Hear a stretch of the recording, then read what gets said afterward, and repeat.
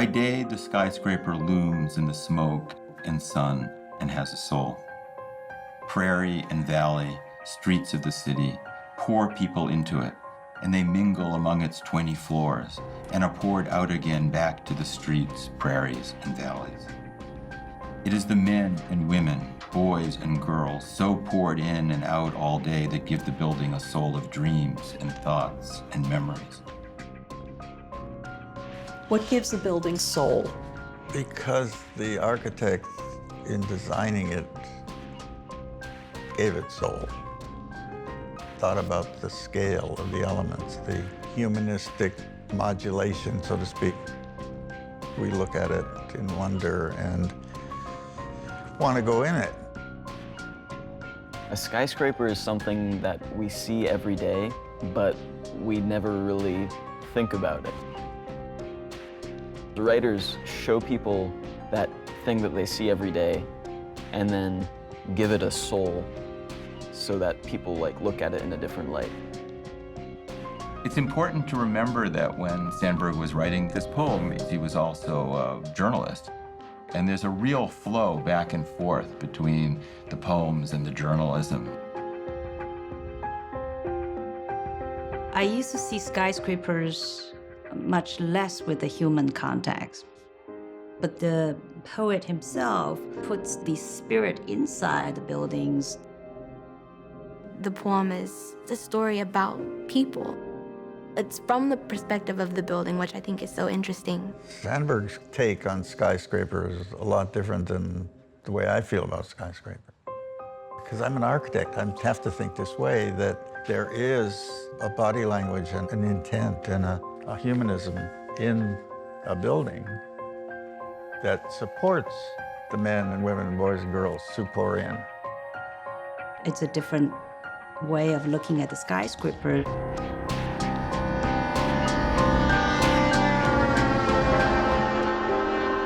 I love the opening of the poem because I think that what you can hear right from the opening line is the kind of double vision of the poem.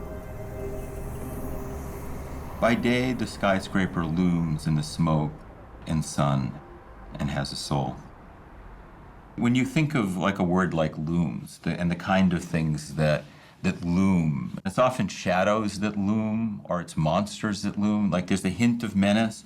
Right away, he's kind of reminding you that this is an industrial landscape with the word smoke as well as the word sun.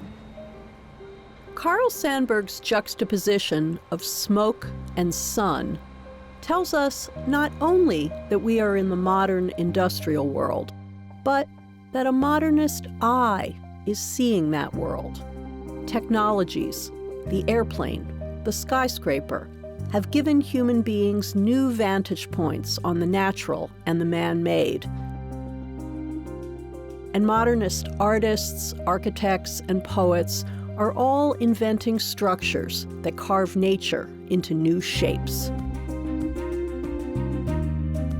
In the time that this poem was written, we were industrializing. So it's the sign for human elevation, literally, is the skyscraper.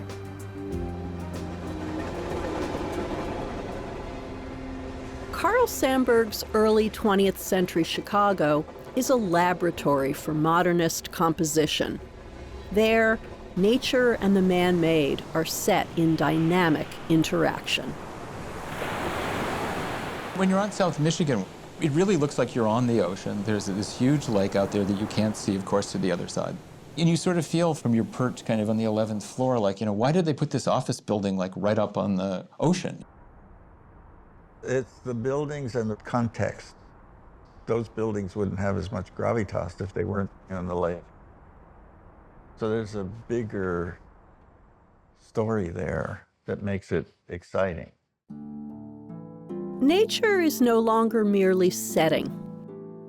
Its power, in collision with the built environment, is now part of the drama. Hour by hour, the sun and the rain, the air and the rust, and the press of time running into centuries play on the building inside and out and use it. There's a rusty bridge as you go in from Kennedy to New York. And it has a beauty. It's the steel girders and the rust compared to a new bridge. That beauty comes from Nature's work on the bridge, time. one of the very first moderns to appear in Chicago's newly established Poetry magazine. Carl Sandburg wrote poems asserting the turbulence and dissonance of his city. It's very hard for us to think our way back into how shocking these poems would have been. Dial magazine dismissed them as jargon, said that they weren't poems at all. Other magazines referred to them as, ugly renderings of ugly things.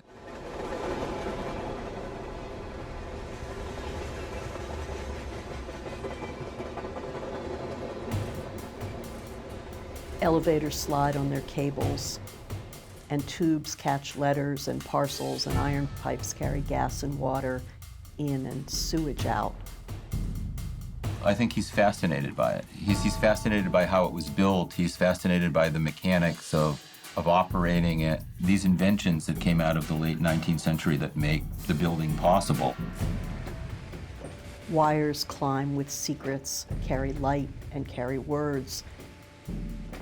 His skyscraper is about nuts and bolts and impersonal engineering and connections and the elevators and the stuff like that. The cables, the tubes, the wires. Which could be the ugliest piece of junk in the world and still be a skyscraper. Not very poetic material. But the way he said it, it was the pipes, the sewage. I could just see the lines of them, and it feels like a moving lines. Elevators slide on their cables, and tubes catch letters and parcels, and iron pipes carry gas and water in and sewage out. For poetry, do you isolate certain elements and bring it out in a way that is not usually seen? When I look at the pipes, if you just line the pipes together without thinking in the context, by itself is beautiful.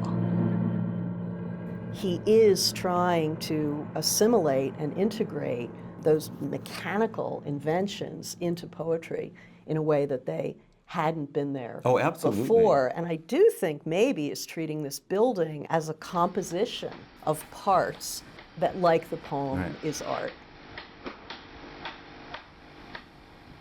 I began thinking of the skyscraper as a being in itself, like the mail shooting through tubes and people wiring like phones, calling each other in different like areas of the skyscraper. I was kind of reminded of veins.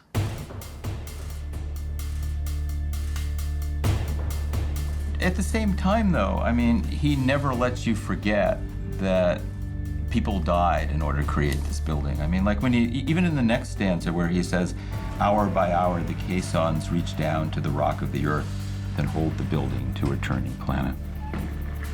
Hour by hour the girders play as ribs and reach out and hold together the stone walls and floors. There is a kind of celebration of these feats of engineering, but what he's referring to is these pneumatic caissons that, like in the building of the Brooklyn Bridge, resulted in a lot of disease and a lot of deaths. There's kind of a suffering that goes with it that's almost Calvinist.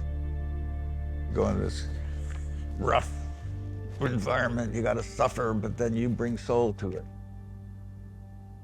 I think one of the things that's been forgotten about the Sandburg of this period is that he was a radical socialist. This isn't sentimental American Midwestern socialism. And this is someone who's calling for general strikes and really hoping for a revolution. And there's a contempt for capitalism. He's making you very aware of the human costs of this kind of economic system. The socialist cause is everybody's equal and everybody's the same. So in that context, you don't want the building to stand out. You don't want it to have a persona. This isn't a glamorous apartment building. It's an office building in which people are poured in the morning and emptied out at the end of the day. And so it's hard for me not to hear poor as a kind of pun on poor. And yet, this poem does seem to celebrate a large and even sublime artifact of human ingenuity that's a new fact of nature.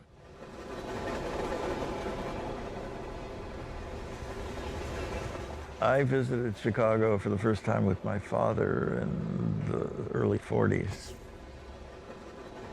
There was a kind of beauty, an industrial beauty, that was pretty powerful. The memory of it is still in my head.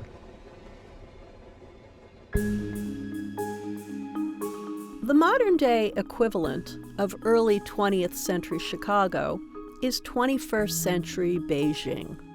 You know, I grew up in China in the 60s and 70s, and there was no skyscraper. So China's skyscrapers really appeared in the last 20 years.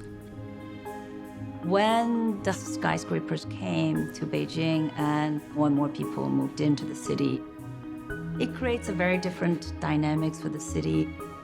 It's good. It has the energy that the modern city with that intensity has.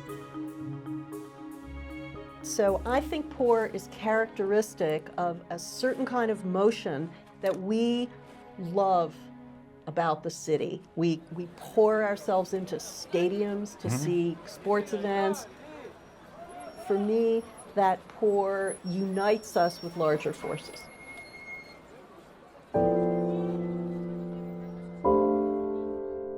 When I read this poem, I thought the poet himself saw the skyscraper as a temple. I might argue that Carl Sandburg's Skyscraper is a sacred space that brings a disparate, heterogeneous population all together, that harnesses or marshals the creativity of many. That's not in this poem. Not in the poem. Not for me. Okay. There, I'll tell you what is in the poem. Okay. The makers of the building. Hour by hour, the hand of the mason and the stuff of the mortar clinched the pieces and parts to the shape an architect voted. To the shape an architect voted. I should like that, but... Do you dislike that, the architect voting? No, I think that's a crack in his armor. Okay.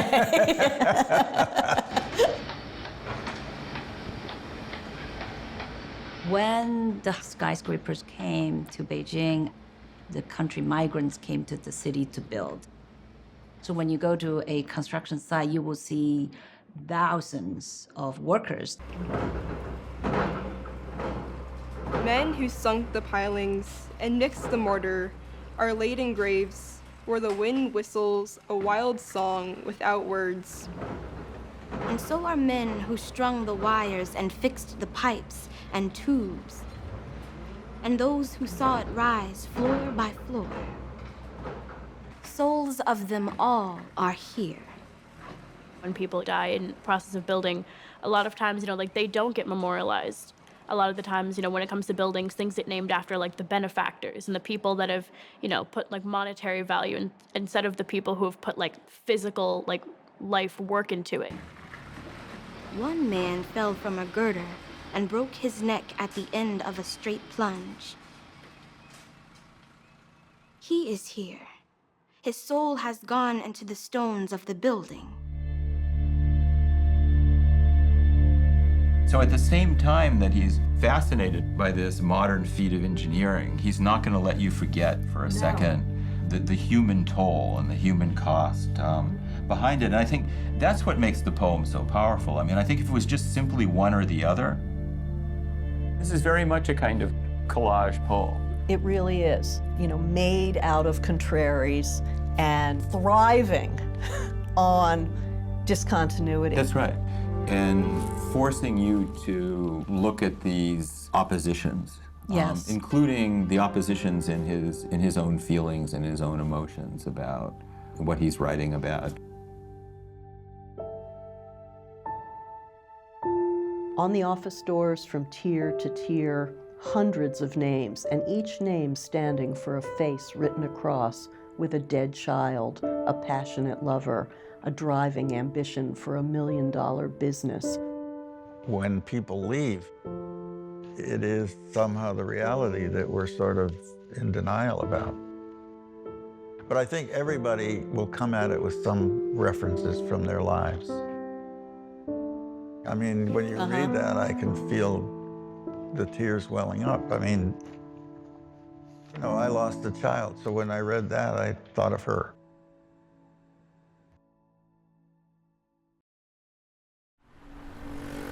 Wires climb with secrets, carry light and carry words, and tell terrors and prophets and loves, curses of men grappling plans of business, and questions of women in plots of love.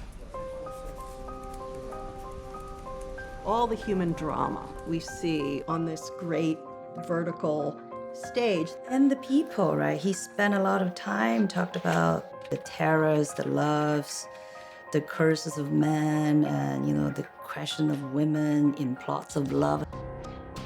Right away, I was thinking about, oh, what could be that? You know, what could be the plots? What could be the terrors? $10 a week stenographers take letters from corporation officers, lawyers, efficiency engineers. I think she makes $10 a week. Right, for then, it was considered little. And so he wanted to point it out. A stenographer's pay was low. And then the cleaners? Pails clean. Scrubbers work, talking in foreign tongues. I hadn't realized in the beginning of the 20th century in America, the cleaners were already new immigrants. Yes. So it's not so different from today. If you go into a building after work and the cleaners are typically the people who speak in foreign languages. What we get is the honoring of those cleaners. Broom and water and mop clean from the floors human dust and spit and machine grime of the day. There's a largeness. That's right, yeah. To this small activity. That reminds you, don't forget the work of these people who make it possible, even though it's easy to marginalize them and forget them, like their work is just as important.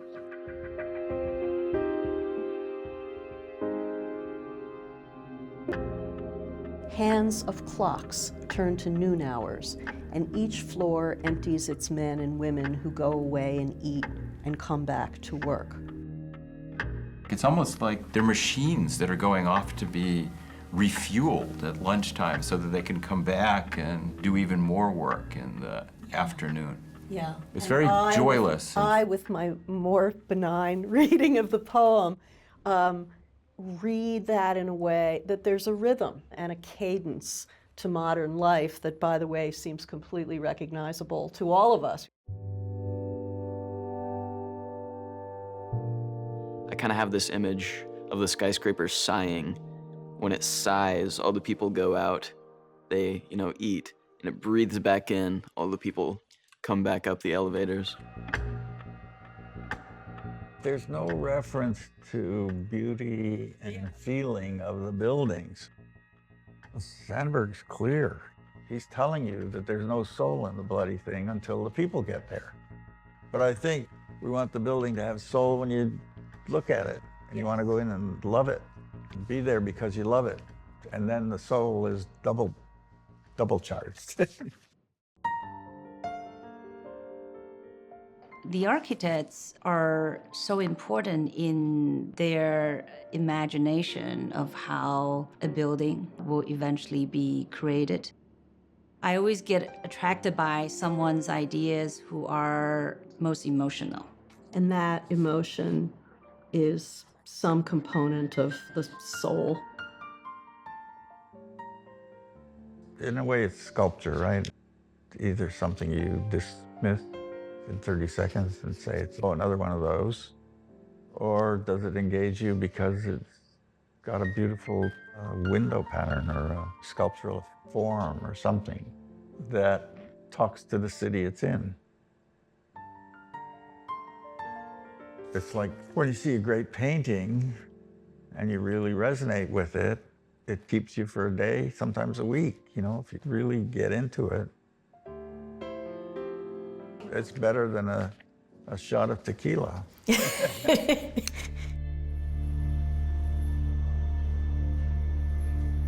One by one, the floors are emptied. The uniformed elevator men are gone. Darkness on the hallways, voices echo. Silence holds. Watchmen walk slow from floor to floor and try the doors. I think there's something peaceful about the guards who are walking floor to floor and checking to make sure everything's in its place. That's their job, that's their livelihood, that's beautiful. Revolvers bulge from their hip pockets. Steel safes stand in corners. Money is stacked in them. Money is stacked in them. That's sad. The building at night is turned over to these guards, these night watchmen who are kind of literally guarding, with their revolvers, the results of capitalism. Spelled in electric fire on the roof are words telling miles of houses and people where to buy a thing for money. Spelled in electric fire on the roof are words telling miles of houses and people where to buy a thing for money. Just the image of burning electric fire atop a skyscraper.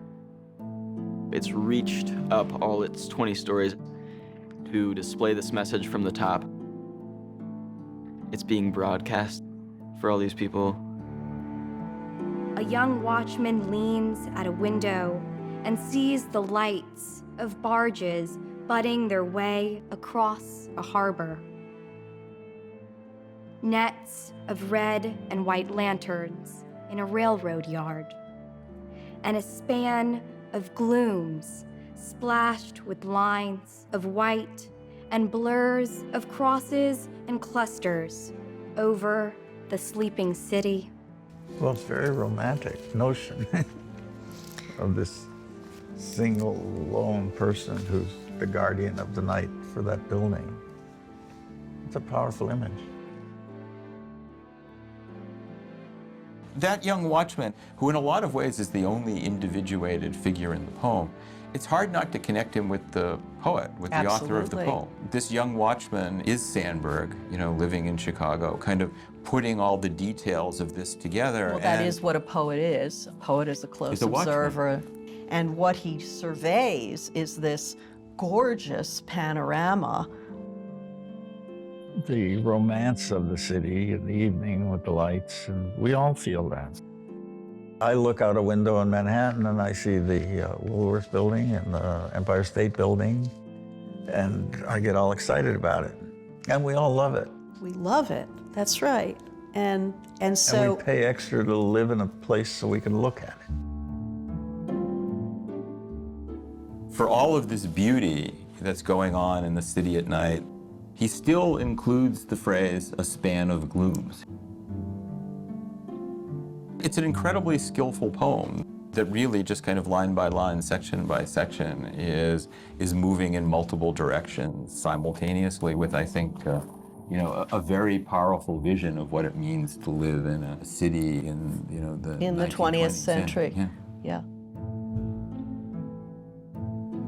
By night, the skyscraper looms in the smoke and the stars and has a soul.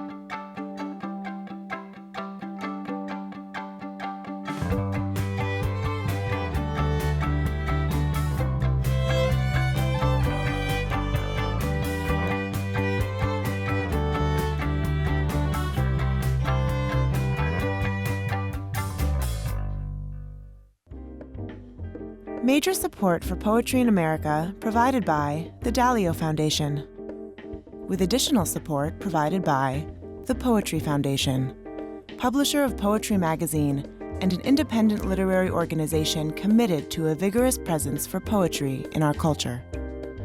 And from Nancy Zimmerman, Deborah Hayes Stone, and Max Stone.